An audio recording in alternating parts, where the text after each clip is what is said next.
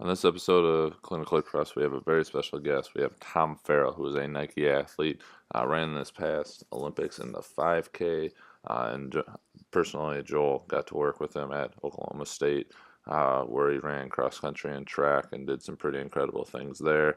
It's a highly entertaining episode, lots of good information, as Tom is very in tune with what he's got going on in his running and his training, and just how to continually make steps forward to advance his career. Along with that, we have put out this week CP Exercise Runners edition, and it's mainly for the hips. It's just some basic things to help strengthen the hips, hopefully prevent some injury, help work on some general posture strength and everything while you are out there running. So be sure to check that out. We really hope you enjoy this episode, and make sure to check out everything that we have at clinicallypress.com.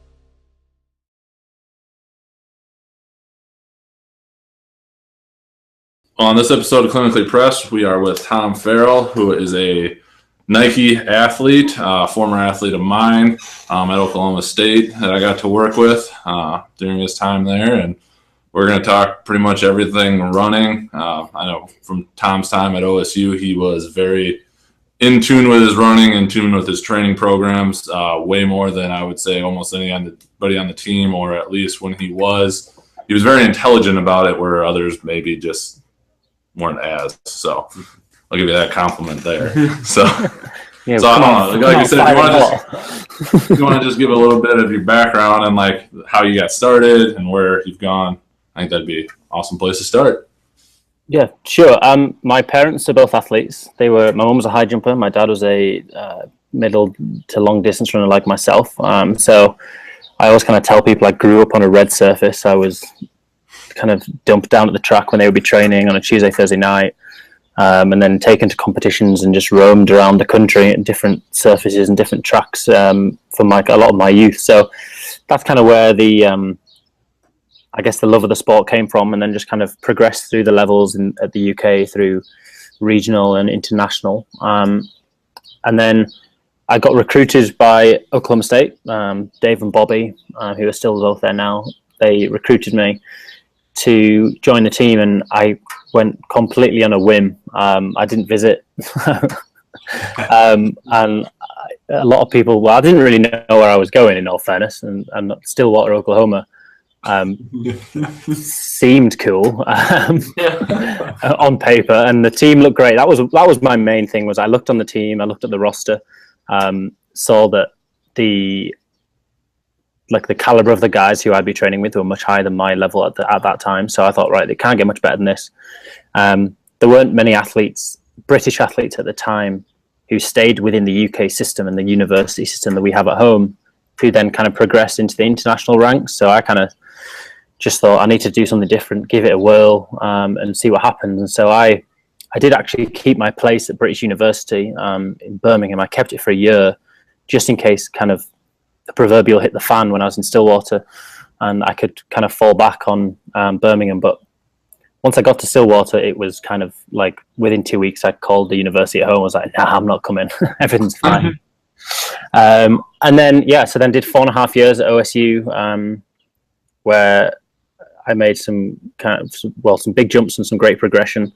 And certainly I say this all the time, and I'm obviously very biased towards the NCAA system because it worked so well for me, but I wouldn't be where I am today without the help of Oklahoma State and Dave Smith, and kind of the whole setup there, whether it was medical or academics, or the training and the support we had. So, and then that led me on to speaking with Mark Rowland, who's the head coach. Yeah, so I spoke to Mark Rowland, who's the coach of the Oregon Track Club Elite in Eugene, Oregon, and who I'd seen them around one of my friends was on the team who's kind of I look up to. He's about 10 years older than me. He's British as well. So, and I joined those guys in September, October of 2014. And from then on, it's been a lot different. I wouldn't say too much different training, but a lot more professional, a lot more time to focus on the little 1%ers to kind of rounding off that 100%. And then I had a great first year with them. I qualified for the final in Beijing, the World Championships for the 5K, and then qualified for the Olympics last year, where things didn't go so hot, but experience under the belt all the least. So, and that brings us here into 2017. Yeah, you had, still remember with you at Oklahoma State, the strides, the cross-country national championship, which I still say I lucked out on to be a part of that. I say I looked out on them as well. Yeah, that was a pretty good team, if I remember. You guys were pretty stacked because we had another Olympian on that team, and another guy that probably could if things had ever panned out well for him. So, oh yeah, it was what was that, 2012 or 2011? 2011, yeah. Oh boy, might have been 12. It was 12. We won in 12. We won. It was in Louisville. Yeah, Louisville. Yeah, that was. Oh, that year was. Yeah, that was. Just loved that town. Yeah, he did. Yeah, no, that was a good year, especially because for the names, the big names we lost the year previous to that. Oh yeah, definitely. We lost German Fernandez, Colby Lowe, and so going into 2012, it was Dave. It was kind of banging on about how we had a lot of work to do, and we ended up smashing everyone. And that was probably my favorite NCAA race, because I wasn't completely dead at the end, but it went well. So I mean, those four, like I said earlier, I had no idea what I was going into. I knew that the team was decent, but I didn't know what it meant to have that kind of caliber athletes translate into the NCAA cross country scene. And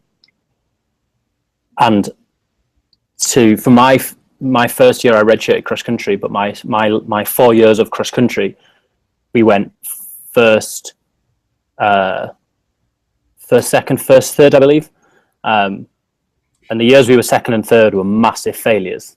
Yeah. On not necessarily failures on the side of kind of people messing up and stuff, just a failure that we knew that we had the potential to win. Now I know that if you offer a second or third, sorry, someone's trying to escape through this door. If you offered a second or third to Dave and the boys in Oklahoma at the moment, or in Stillwater right now, they wouldn't say it's a failure. So it just shows you where the team was for that 4 year stretch, and how special for me it was to be there. At the time, it felt normal. We just, every year in November, we rolled around, we competed for a national championship, and 50% of the time we won. But it showed you how positive and how kind of unique it was for me and how lucky I was to experience that for 4 years. So, it's certainly a time I wouldn't forget, and I'd love to go back and do it again. Yeah, I can believe that. I don't think that'll happen again. One I kind of want to talk about, and I'll leave it up to you how far you want to get into this, and if you don't want it in there, we can go. But you had a very, very poorly timed foot injury for all the success that you've had. What was it like coming back from that? And still, I mean, that was kind of right in the middle, second half of your college career. Yeah, so for that, and to still have the come back and not let it defeat you and the success you've had afterwards. Yeah, so I think it was early 2012.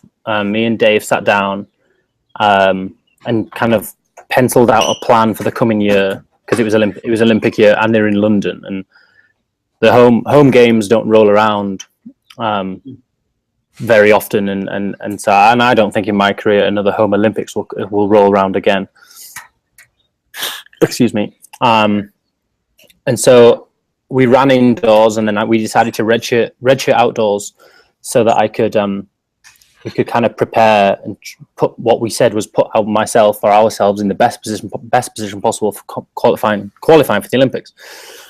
And so indoors went well, transitioning to outdoors went really well, and then I flew out to Stanford, which is kind of the distance running mecca in the US to go and get your qualifying times, and which all went swimmingly well, went even better than we thought, and I smashed the A standard, and I, in my eyes, believe that I'd done the hard bit.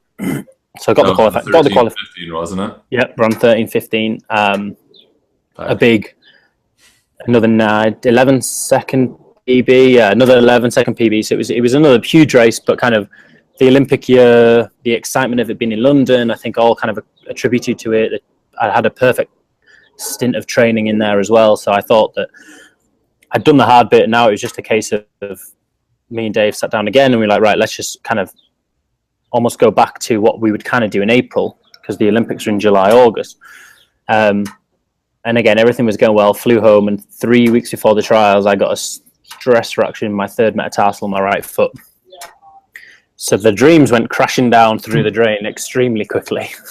And so after about a week of kind of hope of Dave going, oh, people have run on stress fractures before, Tommy, don't worry about it.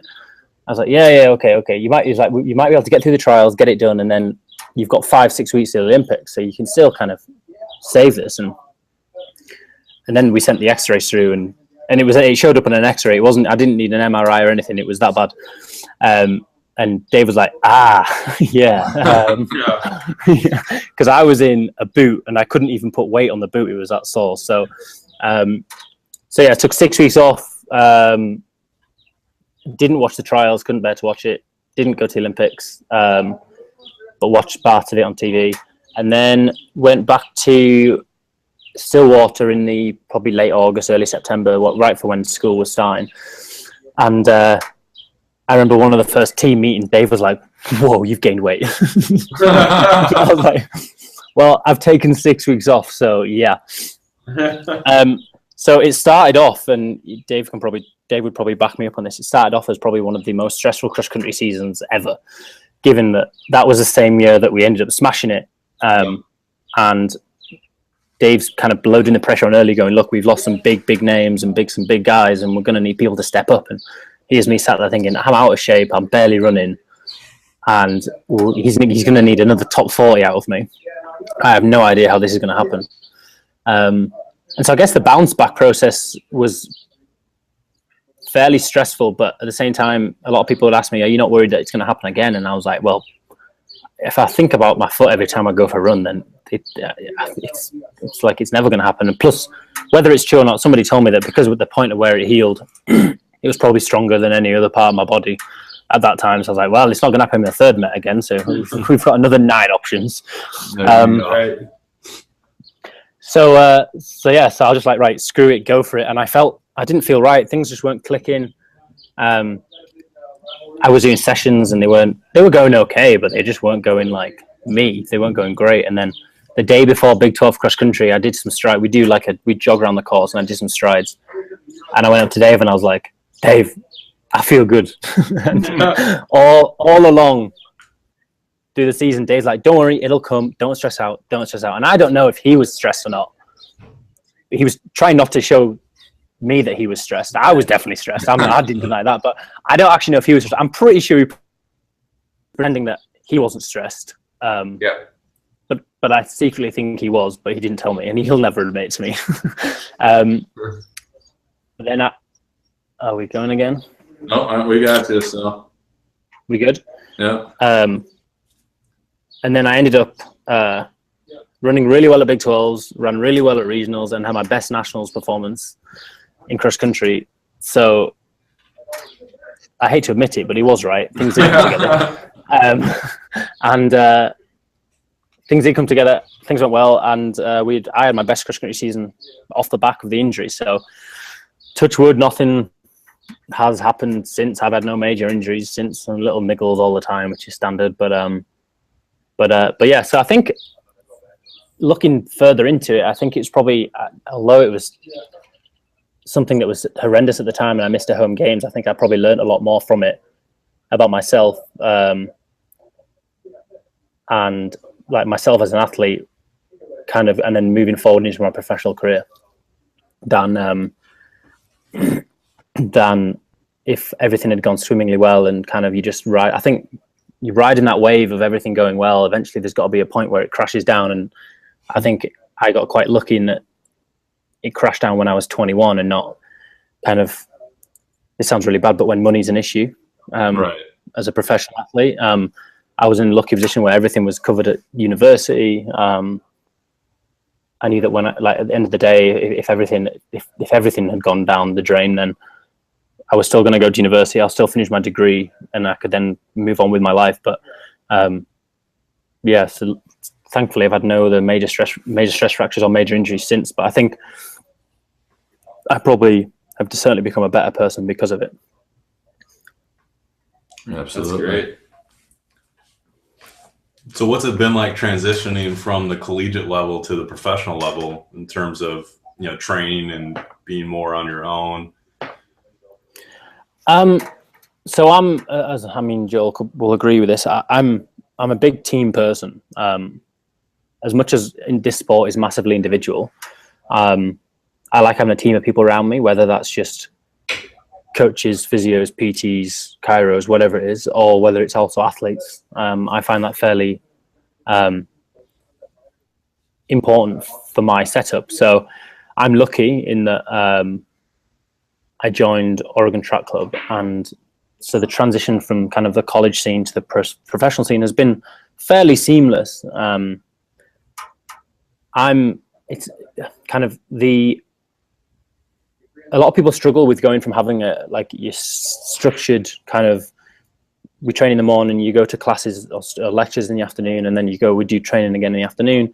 While at college, whereas obviously now I have no school and I love it. Not having anything to do is I'm really good at doing nothing. And so, which is, we joke about it, but it's important for it. Recovery is obviously hugely important. So I mentioned earlier how things became more serious on the side of getting those extra percenters right. So I have a more serious strength and conditioning program now. We do a drills and stride session each week with our what we call sprinters, but they're 800-meter runners, and then kind of more focus on sessions themselves. So we do between 2 and 3 sessions per week. And so I think it's just more focus on those little things. On my diet has got better. I say that lightly, but yeah. So I think I personally haven't really struggled with the transition because I stayed within the US. I went to a team setup that kind of already had their way, so I didn't have to remap something out for myself. It was kind of, I'm going to Eugene and I'm going to do what those guys do now. So they go, oh, well, we go to the gym on a Monday and a Wednesday. So I go to the gym on a Monday and Wednesday. So it was already kind of there and built and set up for me. So I know there's some people in the sport, some people on the circuit who do struggle with kind of the transition from college to pro, and some people it doesn't go that well. But I've luckily not found it too much of a problem. And I enjoy the pro life as much as I enjoy the college life. Do you notice a big difference with your nutrition in terms of performance when you're eating well or not so well? Yeah, I would say one of the big areas that we focus on this year and kind of we built into it and even more focus on this year is timing and recovery. So yeah, I would say I can feel that when I haven't, or I've kind of missed the window, I can feel the onset of kind of feeling either tighter or more lethargic and more tired, fatigued post sessions. But it is something that is really key, and kind of we're mapping out certain time, like during certain times of the year. I've done carb depleted afternoon into the next morning's run, and then just carry on his eating as normal. Kind of protein before bed, like just certain things, and what I'm mapping actual meals rather than just trying to eat healthy. Like, okay, look, is there actually any need for a big carb meal tonight? if you haven't got a big session in the morning. But if we have got a big session in the morning, then obviously you want to have a big carb meal the night before and a carb-based breakfast. So yeah, I would say that from college, I would actually say that's probably the biggest change, is the kind of the attention to detail on nutrition. And obviously attention to detail on training too, but I let my coach do that thinking. I don't I try not to get too involved with it as much as I want to, but he does all that thinking outside of me. Fair enough. So how many race events are you doing right now through a typical year? So roughly between 10 and 15 races per year. Now I didn't race indoors this year. I took quite a long break after the Olympics, and then had a slow build up, like very cautious build up. Didn't want to jump back into things too quickly, and then just decided, look, we could race indoors. As it was hard for me not to race indoors because I love racing so much. This is why I'm in the sport. But I had to look at the long term, kind of the benefits of just getting a big chunk block of training in, leading into the outdoor season would probably be more beneficial for me. And so we've done that. So I'm really looking forward to racing. I should be opening up within the next 2 to 3 weeks. I'm not sure where yet, but it will be happening. It'll be somewhere on the West Coast, whether it's Stanford or Oxy, the meet that's at Occidental College, or maybe just the Twilight meet that's in Oregon, in Eugene, sorry. One of those just to open up to get the ball rolling. So, and then from then on, it'll be probably every 2 to 3 weeks through to hopefully the World Championships in London. So this year it's probably looking on the lower end of 10 to 15. But yeah, if I could, I'd race every week because I love racing. But my coach would shoot me if I tried to do that. Has the training style changed a lot for you compared to what you were doing at OSU? Yeah. You can get into as many details as you want, but has it switched up quite a bit? Yeah, certainly intensity of sessions and workouts has gone a lot higher. But I look back to some of the weeks I put together when I was in Stillwater, and I don't know how I did it. Like, I don't want to say I'm getting old, but like we have to be so careful now. So I would say I ran quick when I was in college, as in for my day-to-day runs that wasn't a workout. I would say I ran quick, and I was obsessed with running quick, and I think a lot of collegiates probably are. And now my coach can't get me to run slow enough on normal day-to-day runs, because those day-to-day runs are recovery based rather than kind of just going out and running. So if we've done a session on the Tuesday, Wednesday morning's run is all about, look, just run. Don't worry about what your Garmin's saying or how fast you're running or how slow you're running. Just get it done nice and easy. I wear a heart rate monitor a lot now to monitor my zones, and he tells me what not to go over on an easy run, and then obviously tempo zones, we control it as well. And again, more attention to detail. So I can't remember if I had it on my Instagram or maybe on my story, my Instagram the last couple of weeks. I mean, I've done it over the last few years, but we've been lactate testing from either the earlobe or the finger for tempo sessions or track sessions to see where my lactate's going, and if it's doing the right things, and if it's one thing, like it's one thing my heart rate could be saying I'm good, but if my lactate's through the roof, then something's kind of up. So we've been keeping track of that. That's something we didn't do in college. Nice. Which I love the science side of stuff. The testing we have done, I have testing done probably once, between 2 and 3 times a year. So not necessarily VO2 max, but definitely sub max, just to see where things are at with tempo zones and working those out. And so yeah, there's more attention to detail, and I guess just because there's less of us and coaches is able to do it, he's got a bigger budget that goes further for each athlete, because there's not. I mean, at OSU there was probably 25 men, 25 women, if not more. Right. So I think that just attention to detail is more. But yeah, sessions and intensity of those have gone up, way up. I thought I did some hard sessions at OSU, but no, I didn't really. If only they knew. If only the current ones knew. I know. Well, yeah. I mean, even if they could put together some of the sessions that we did while I was in college. Right. But it's something that I really enjoy. Like the sessions and races is what we live for. And then the team that I'm part of it's a very, very light-hearted group, very like what it was at OSU, constantly talking smack to each other, talking about who's going to beat who in this next rep and who won the session and who won the workout, and it's all fun and games, but we all work really well together across different event groups, and it's a really positive environment to be in, and I think that kind of makes a big change as well. And I think I was lucky enough to be part of that at OSU as well. We were part of I was certainly part of a very positive environment for those 4.5 years I was there, and so I think that's vital to as well. So how about with your current training cycle in Albuquerque? How long do you guys stay there and train? So we've been here for 5 weeks in total. We leave on Sunday, I believe.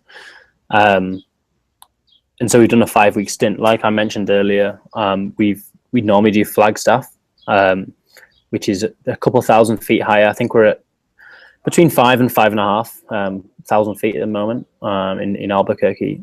Flagstaff is about 6.5 to 7. So I've never trained out of here, and I think most of the people on the team haven't trained out of here before. I know that Mark, our coach, has done a stint here with the team before, but I think kind of the way it was mapped out, kind of completely different crop of athletes have not crossed over. And so we use altitude certainly this time every year. Sometimes we do it. I've done it before in January as well, and then I've also done it in the summer prior to championships, so post trials. Going out in the last 3 years, I've been in Font-Romeu, which is in the Pyrenees in France, which is about 6,000, which isn't too bad for that time of year because you're dropping into race and stuff. So this is a little bit lower, but it's enabled us to kind of you adapt quicker, and we're able to get down to not exactly at sea level times and paces, but not far off because the altitude isn't as harsh, but the weather's been a lot better than it has been for the last few years in Flagstaff for us. In Flagstaff, it was always nice weather, but not warm, but very windy in Flagstaff as well. So we've been very lucky, and the trails down here are a lot more forgiving. Flagstaff fairly hilly, so when you're trying to do a tempo, your heart rate gets thrown off when you go up a hill, even though you might feel good, but your heart rate's gone through the roof. So here we run along the Rio Grande. There's a trail that goes on for miles and miles and miles, but you're actually able to do the right you're actually able to get in the right tempo zone and actually kind of tick along. So we'll have been here for 5 weeks, and we drop down and kind of some of us will race straight away, as in off the kind of the 2-day drop down. I think I'm probably going to drop down, do a couple sessions, see how they are, and then kind of decide about racing, and then race after probably 10 days to 2 weeks. Nice. Sounds good. Yeah. Is it a pretty significant difference that you notice coming down out of altitude? I'm not one of these people who seems to notice it. People come down, they're like, yeah, I can taste the oxygen. But certainly the benefits the benefits you get out of kind of dropping down, and the science behind it is enough for me to kind of see the progress. And so the idea, I think, this time is that we're going to come down, do a session, and hopefully have that kick us on rather than racing. Do a tough session, do a key session, see where it kind of leaves us, and then and then we'll decide about where we're going to go race. So or kind of where and when I'll race. So I think I do feel on easy runs, when you come down, you can just tick along, and you don't really realize how easy it feels, but how quick you're running the same effort. I guess if I ran the same pace I run up here down at sea level, and I would think it was way easier. Sure. But normally what happens with me is I drop down and I run not really quick on a normal run, but I'll run quicker than I have been up here and think, oh, that was about the same effort. So I guess in that sense, yeah, I do feel that. But the biggest difference we notice is when we go down, because we're in the middle of a desert here, we go to Eugene and everything just seems really green again, which is nice. Oh, sure. Yeah, I bet. But yeah, so it's always a good time of year for us. I really enjoy the training camp kind of mentality and system and everything that we have in place. And although I tried to keep my time in the US, but kind of although I've been in the US since 2009 and it is home for me, I also like to keep it as much as a training camp as possible. So I go home in the summer to the UK post season and have a month of normally a week or so off, a couple of weeks off, and then a couple of weeks of running around with my old friends. But then when I come back to the US, I like to view it as like training camp mode again.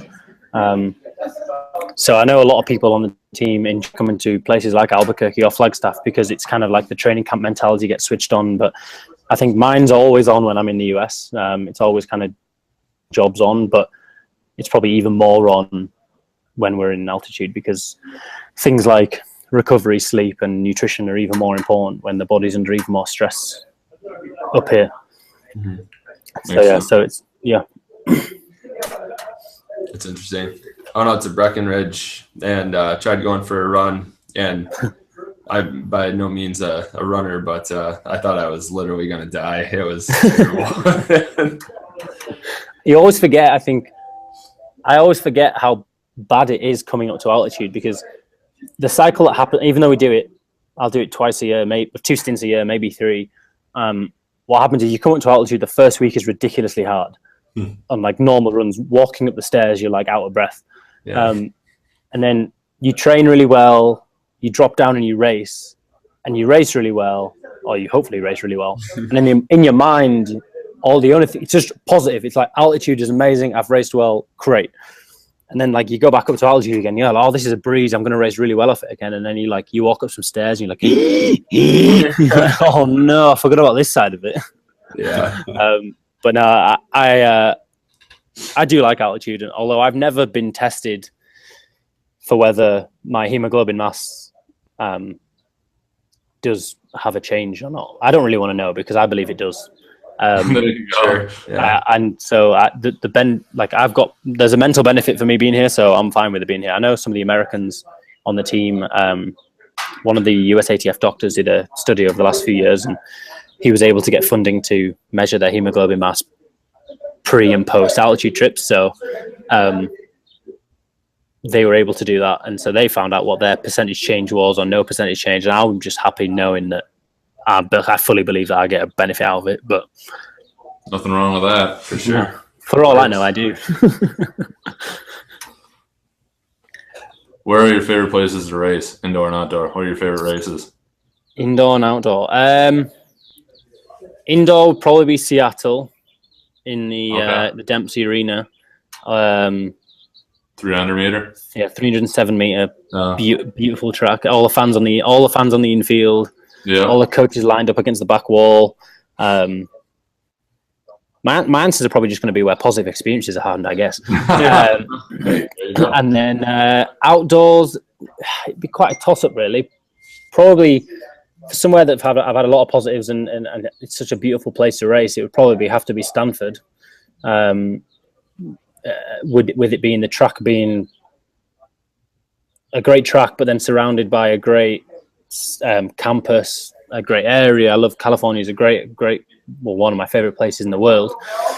But where else? I mean, trees isn't rough for that one. Yeah, that's a beautiful one to watch. Yeah, and so I think that kind of the vibe you get from that one's always great. But then I'd probably have to say the Bird's Nest in Beijing as well. That's a pretty impressive stadium. Although I luckily I got to race in it twice in the same week. So I think those are probably the indoor and outdoor. Yeah, if we went to cross country, I'd probably have to go Louisville. Naturally. Yeah, but I've retired from cross country. I noticed you didn't say Fayetteville in any of those. Yeah, we raced at Fayetteville a lot, actually. I know we were there a lot. I'm not terribly surprised that it's not one of your favorites. No, it's not. Yeah, surprisingly, it's not up there. The outdoor track, I had a lot more positive experiences on it than indoors. There you go. I actually ran. What did I run? 2 of my 15 PBs there. Okay. So yeah, outdoors. I always enjoy the track. One of my favorite things about going to the outdoor meets there was talking to John McDonnell, the legendary Irish coach. Yeah, for sure. That was one of the reasons why I loved going to race there, was because I knew that there was a chance I'd talk to John. But that's just because I'm a nerd of the sport. That's not because it didn't mean anything else.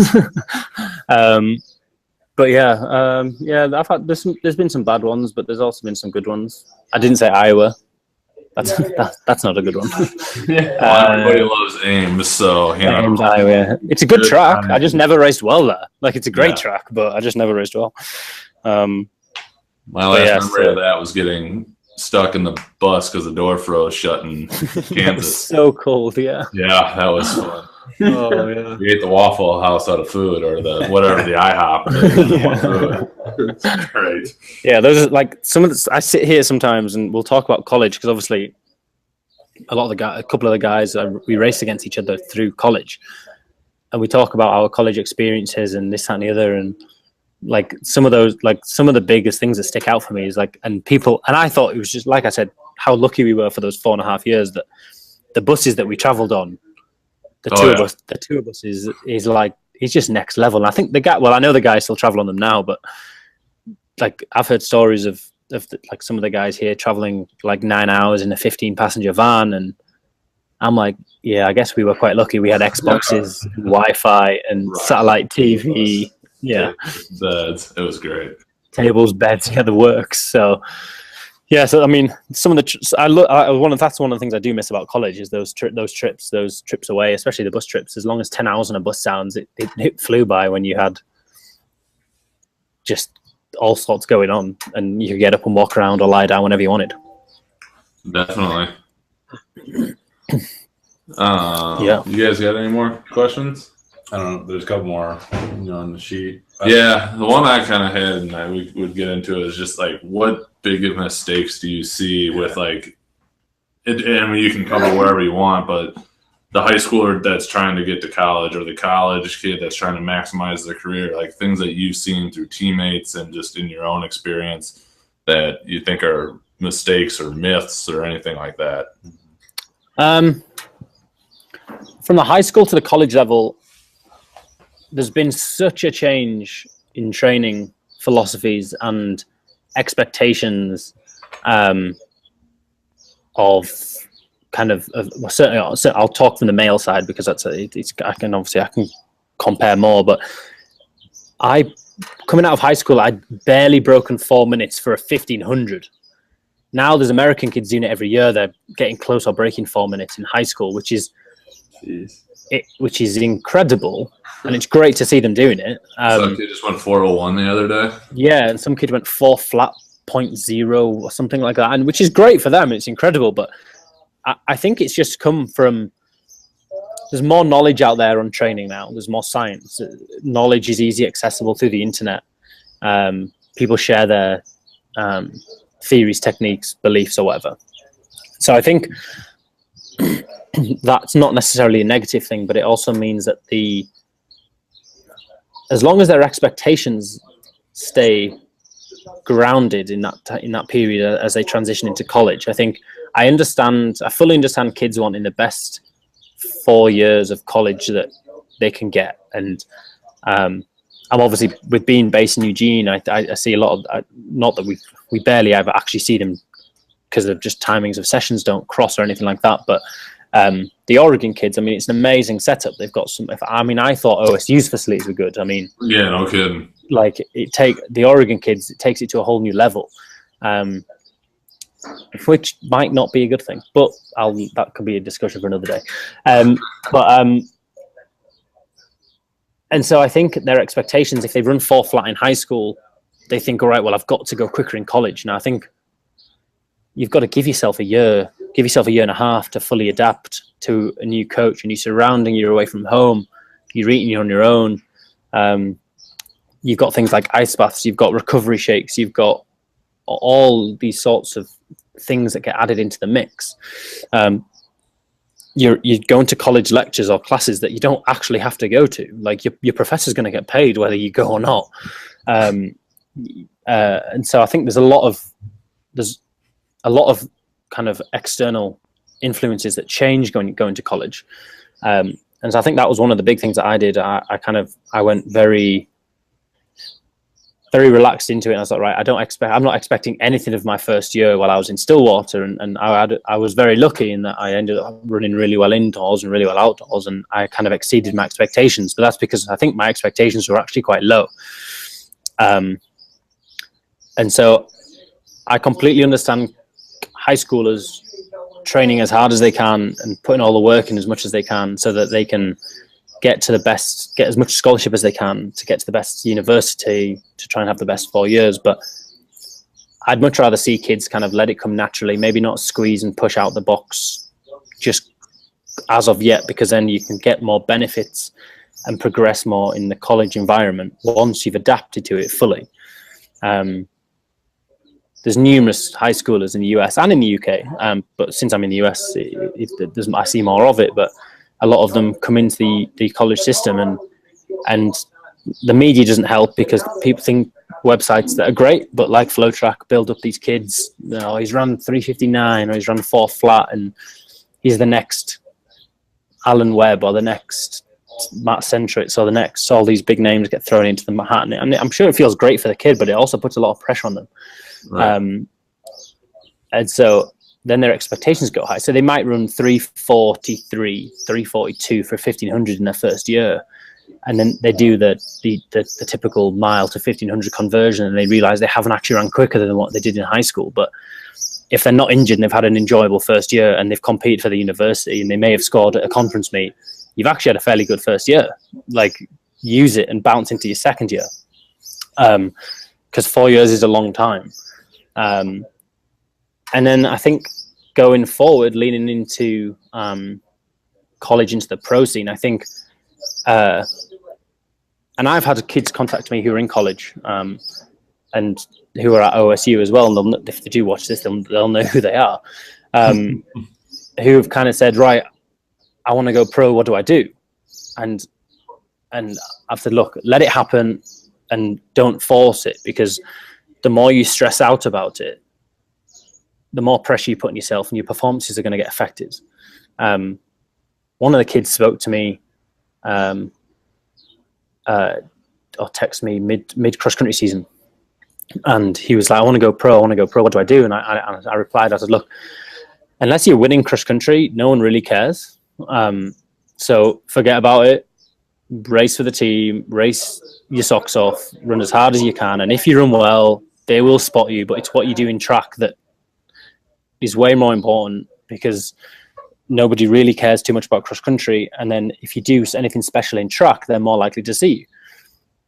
And the next race, he ran really well because he wasn't stressed out about it. So I think letting it happen is a lot more, and being relaxed and enjoying the process is more important than being stressed about it and trying to impress the big shoe companies or the agents that then go on to talk to shoe companies. So that's probably my advice there.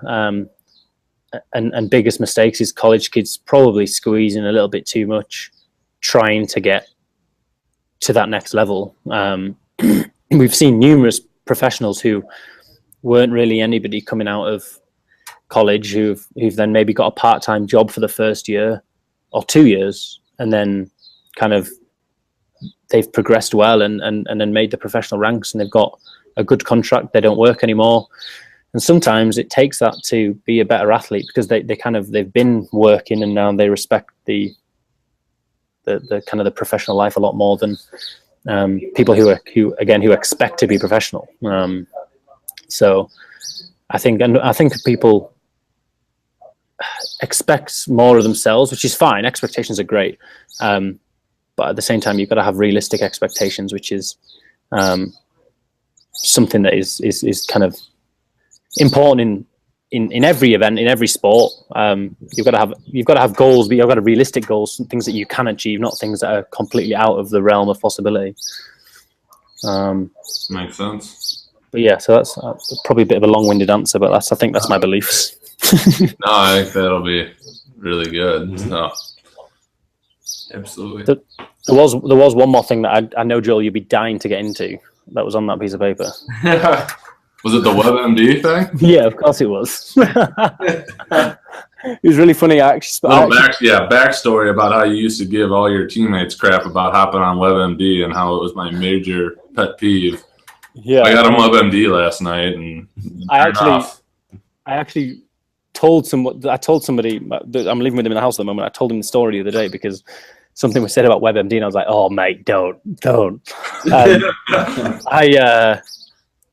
I came home one day. Well, it was like Sunday. I came home for a run Sunday afternoon, and I had this pain in the back of my hamstring, and I stupidly went on WebMD, Googled it, WebMD'd it, and it was just like, well, yeah, it's a femoral stress fracture. So I barely slept, and then I walked into the training room Monday morning, went straight to Joel's office, and went, right, Joel, do whatever you need to do to tell me this isn't a femoral stress fracture. And he goes, yeah, okay. And he told me it wasn't. I went, you're gonna? And he goes, why? And I went on WebMD, and I thought it was. So that's the other piece of advice would to other people, to kids and college athletes, don't go on WebMD. Because it's either a stress fracture or something that you're terminally ill and you're not going to survive. Right. Yeah. Every cold turns into something terrible. Right. Yeah. Thankfully, just a little hamstring tightness, and you were up and running shortly thereafter. Yeah. So some ART, and I was good to go. There you go. No, we didn't miss a single session. Only nope. You missing some sleep. It made it that much better though when you were feeling better, I'm sure. Oh God, yeah, I was on cloud 9 by Monday afternoon because I didn't have a femoral stress fracture. Right. Yes, I don't actually think I've ever been on that website since. No, probably not a bad thing. Good life lesson. Yeah, sorry, WebMD. Yeah, we won't ask for a sponsorship. Yeah, you're not going to get linked from those guys. There you go. Well, anything else you want to cover? I think we kind of hit all our major questions, and we can go into kind of our ones that we ask everybody at the end, unless there's anything else you wanted to cover. No, I don't think so. I think when I read that, I think it was a lot of areas that we kind of touched upon and covered, and I think that there wasn't anything that stood out that we should add in. So, fire away with your questions.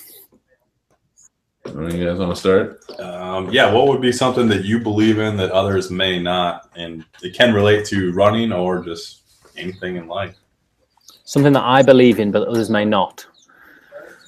Now then, I probably should have thought about these questions after reading them. It's better if you don't. Yeah. I think in as much as this sport is skill and precise training and everything is thought through process, it's also a massive gamble every single year. And there's those silly quotes that you see online that say something like the first time's a mistake and the second and third time's a choice. Well, I think we choose every year that we're going to push our bodies to the max as far as we can get to that red line, and then try and find this minuscule red line and ride it for as long as possible. Is a massive gamble. Now, some people don't see it as a gamble. Some people don't. And I know if my parents are watching this, they'll probably say, yeah, you gamble too much, as in outside of running, with betting on sports and stuff, which obviously I don't do in the US because it's illegal. I only do when I'm home. Right. Yeah. And I think a lot of athletes can relate to it. We hear a lot of the time athletes have problems with gambling and addictions. And I think we have massively addictive personalities. With my training, I'm either here or I'm not doing anything at all. So when I was injured, I didn't even cross train. I was like, nope, not doing anything. I'm injured. I can't be bothered. But it was also because of the time of year, and it didn't affect. I wasn't trying. There was nothing else to train for. And so I think, it's a gamble. I think a lot, and I can relate to a lot of people who have gambling problems, because say you go to a casino and you have one good night, you play or slots, whatever it is, you have one good night at a casino. In the back of your mind, even if you go to the next time you go and lose, in the back of your mind, you're going, yeah, but that one time I did go and hit it really well. That might happen again. And so you go back and you go back and you go back. And that translates exactly into what we do in training every single year. We go as kind of, my 2016 wasn't the greatest year I've ever had, but I know that 2015 was a very good year. And if I do that again, and I'm better than, I believe I can be better than I was in 2015, then it's going to be incredible. So every single week, every day, every year, month, whatever it is, it's a gamble, but I'm willing to put my body on the line and give it a whirl and try and get up to that level. So I think, yeah, a lot of people don't see it as a gamble, but I see it as a massive gamble every single year, and an enjoyable gamble. So when you go to the casino, you're just willing. You're okay. I might lose $100, but it was fun. See, that's a great answer without thinking about it. Yeah, it ended up being all right. Yeah, I like that analogy. The other analogy that Dave came up with one time was, people say happy cows produce good milk, but happy runners run fast. Which I gave him crap for it at the time, but you know what? It actually makes sense. Dave, there you go. Yeah. Yeah. What's a fitness purchase you have, or any other purchase for under $100? Can be related to fitness or health or nutrition or gambling. Fitness related. Oh, gambling. Yeah. Yeah. The film 21. The fitness. My heart rate monitor was $60. Okay. But then the watch that went with it was about $350. That's not necessarily 100. Things like foam rollers,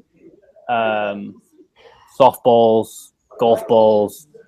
Just go to any professional runner's house, because we've got 3 houses here at the moment on camp with 3 different sets of athletes, and we've got, just go into any living room and they're just scattered all over the floor. Nice. Stretch ropes, you've got. I get yelled at for having that at my house. Yeah, you've got my toys away. You've got bands around the bottom of your couch so you can do your activations in the morning, and so I guess those things, really, just those little things that keep you healthy. For under 100, you could probably get quite a few of them for under $100. Yeah. But for the amount of times I use it, probably my heart rate's the most. The heart rate monitor is probably what I use the most. Very cool. Oh, I'm trying to remember what the other ones are. Book recommendations. Just out of curiosity. I'm not a massive reader. Or Audible recommendations if you're more of a listener. Yeah. The book I'm reading at the moment is by an ex-international ping pong, or I shouldn't really call it ping pong, table tennis athlete called Matthew Syed, who's a British journalist. And he wrote, you may have heard of the first book he wrote. He wrote Bounce, the 10,000 Hour Rule. Yeah. Yeah. So he wrote a second book called Black Box Thinking. And although I'm only halfway through it, it's so far been very good. It's about kind of open and closed loop thinking. So a lot of us it's interesting in that a lot of us make mistakes and are not willing to learn from them. One of the 2 industries that he compares are the airline industry. This book was written before United. Yeah. The airline industry and the medical industry, or more hospitals, really. And what happens in the airline industry with the black box is when a plane goes down, 99% of the time they find a black box. They know exactly what happened, exactly what went wrong. Everybody in the industry gets told, and it doesn't happen again, kind of thing, or they try and limit it happening again. In the medical industry, someone will die and doctors go, well, it wasn't my fault, it was a mistake, or that shouldn't have happened, but okay, and it just kind of gets swept under the carpet, and nothing's really done about it. So I think the stat that he wrote in his book was that if the rate of deaths in a hospital, if it was translated into the airline industry, I think it's something like a 747 going down every 2 weeks. Wow. So that was the start of the book on open and closed loop thinking. But the reason why I bought the book is because I listened to a podcast, which is a British podcast, done by BBC 5 Live, which is done with Andrew Flintoff, who's an international cricketer, who's dealt with and openly spoke to how he dealt with depression during his career or towards the end of his career. And and then Robbie Savage, who is a international footballer, soccer player, who was kind of hated on the field by everybody. Really, he was a very brash footballer, soccer player, but he's actually become very liked at the moment. And then Matthew Syed, the ping pong guy or the table tennis player, and the three of them sit down every week and just talk about different aspects in sport. So ticket prices, drugs, training, kids development, the dropout rate, things like that, anything, and they talk about anything. So I listen to that. That's normally my Friday. If I'm not doing a session on a Friday, that's normally my Friday run. Plug in for an hour and just kind of listen to those three, and I find it really interesting. So that's what I've been listening to recently. Sounds good.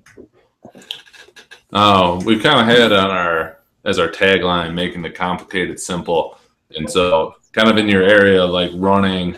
And something that can get very complicated with the training, if you were to try and like dumb it down or make it simple for everyone, what would you say? For my event or for running in general? Why don't we just say running in general? It's 1 foot in front of the other. Perfect. That is my coach. I've stole that from my coach. I should probably give him credit in case he listens to it. It's unlikely he's going to actually listen to this, but he says, like, for our recovery runs, he's like, when that's like a mic drop. Right, yeah, don't worry about pace, just 1 foot in front of the other. And I think it can translate to everybody, because it doesn't matter how quick, who you are, how good of a runner you are, how experienced of a runner you are.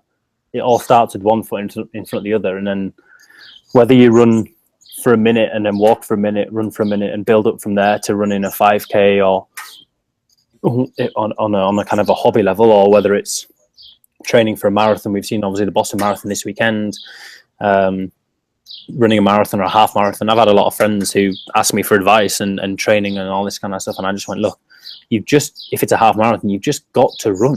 Like, your body's just got to get used to running for 13.1 miles or 26.2, whatever it is. So yeah, to dumb it down as much as if it was a track, just it's a Seb Coe quote, we just run fast and turn left. Yep. So those would be my 2 comments. Perfect. Then the last one that we got is, if you could go back 10 years and give yourself some advice on things that you may do differently with your training or competition prep, what would you go back and tell yourself? 10 years. Or even 5 years if you want to go back 10, I don't know. I'd probably I mean, I know it's true now, but I'd probably go back and actually tell myself that, and my dad's definitely going to watch this, and I'm going to have to say it, but he is right. In that, ever since I was a young kid, he's always said to me before a lot of my races, and 99% of the time it's true, or probably 99.9% of the time it's true, is that he's always said, look, whatever happens today is not going to change your life. And so I think 10 years ago, I probably kind of half believed it. But I think now, being kind of where I am now is where I kind of hoped I would be when I was 16, looking forward. I'd love to be a professional athlete. And so I think, yeah, enjoy the process as much as you can, because it's one thing I used to say in college all the time to the guys right before we'd race, is that, like, we do this for enjoyment. We train our asses off to race. And so if you let the stress get too much, let it get the stress get to you too much, you don't enjoy it, and then you come off the race having not enjoyed yourself, then why do it? Like, if you're not enjoying it, then, like, there's no point in my eyes. And then, yeah, just kind of, doesn't matter what, like the quote of what my dad says to me, it doesn't matter what happens today, it's not going to change your life. And most of the time he's right. Even when I did get a stress reaction before the Olympics and I thought the world was crumbling before me, it turns out that everything's fine. We're 5 years down the line. Sounds good. Nice. So yeah, that's probably the 2 things I would say for that. I guess then, in closing, if people wanted to follow you or follow your progress and career, anything you want to plug or anything like that, go for it. Yeah, sure. My Twitter is at Tom Farrell GB, and my Instagram is at Tom Farrell1. I'm not as active on my Facebook, kind of fan page, whatever it's called, as what I am. But all my social media is open to follow. My Snapchat's open as well, and I think my email address, I have an email address that's out there as well. If you want to send me an email, speak to me about anything, contact me about whatever it is. Feel free to do so. I do try and get back to all the people that do send me messages. So, Awesome. yeah, feel free. And thank you very much, guys. It's been great. Yeah, thank you. Appreciate it. Best of luck with the rest of your training. Yeah, no worries. Thank you very much. And have a good day.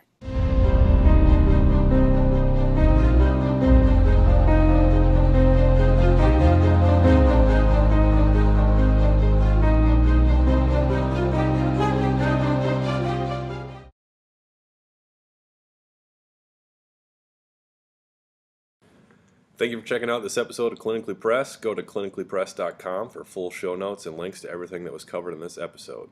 While you're there, you have access to all of our episodes, insights, and shorts. You can find Clinically Press on YouTube and any other podcast outlet. If you could give us a rating, thumbs up, or review on how we are doing, we would greatly appreciate it. To get more free content delivered to your inbox, sign up for Total Athletic Therapy newsletter. You'll get direct links to all Clinically Pressed episodes, reviews on some of the latest research in health and performance, and links to related podcasts and other items meant to help you make the complicated simple and optimize performance. Thank you for listening, and see you next episode.